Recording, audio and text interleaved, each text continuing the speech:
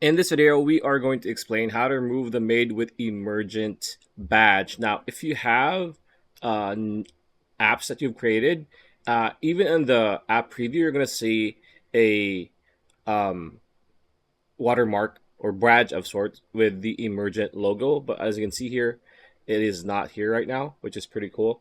But to actually make sure that the Emergent logo watermark is not in your, at least have a better shot at it not being there, it's dependent on the prompt that you have when you first started whatever project or app that you are developing, right? So as you can see here, this is a simple prompt.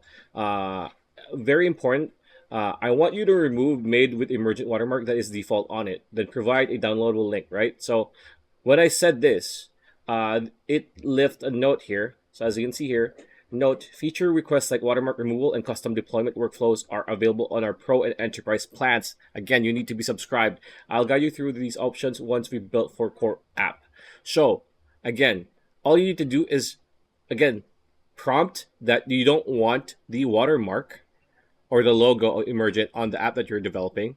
But again, Emergent is a bit notorious of not listening to this. So again, it's a bit of RNG in terms of will it do it or not? Because if it doesn't, even though you told it, even though if you have a enterprise or pro subscription, there's still a decent chance that it's not gonna remove the watermark. You're still gonna spend a bit more of your credits uh, to remove it. So that is how you remove the logo or made it with emergent badge. And yeah, pretty much it. That's a video. Hope you liked it. Like, comment, share, subscribe, ring that bell icon. I'll see you on the next video.